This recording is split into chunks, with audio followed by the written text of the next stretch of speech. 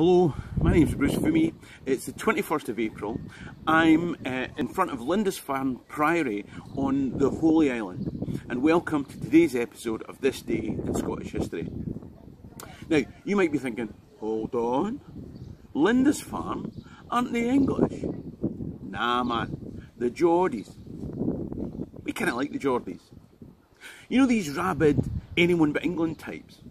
I think if they saw an England team that was full of Geordies, they'd go, alright, I'll never sing God Save the Queen, but I don't mind singing the Bladen Races. A lot of Scousers don't quite see themselves as entirely English either.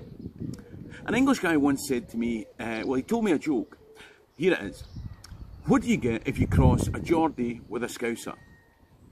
A housebreaker that's too lazy to steal. Now, I'm not quite sure which is the thief and which is the lazy one. The point is that identity on our island isn't as straightforward as you might think. And of course, the priory that this island is famous for was established by a Scot. And when I say Scot, I mean that in the original sense of Scot.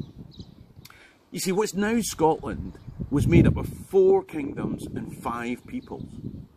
Very roughly, imagine a point near Stirling. For argument's sake, let's say the sculpture of the Kelpies. What we would call Lothian and Borders to the south and the east was the kingdom of Bernicia. They were Anglo-Saxon, English.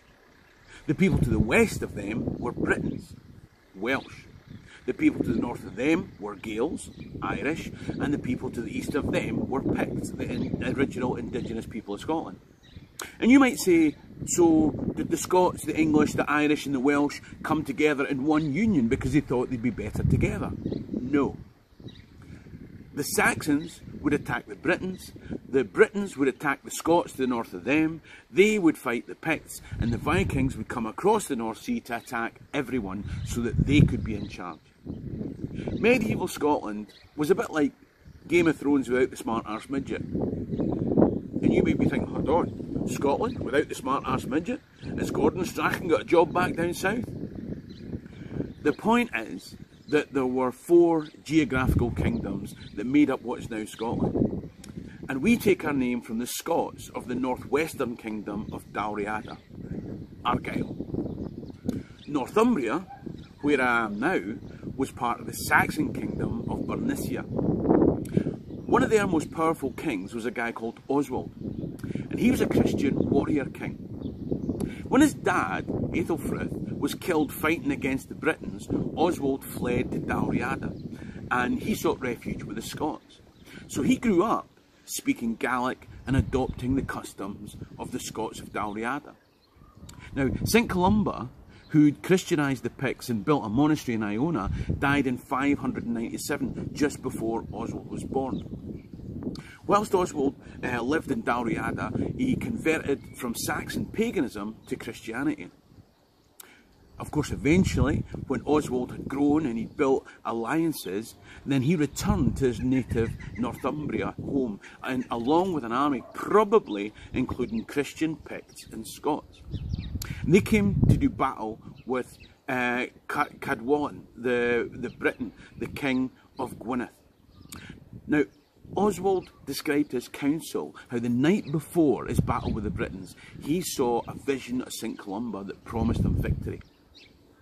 St. Columba appeared to him and said, "Behold, I will be with you.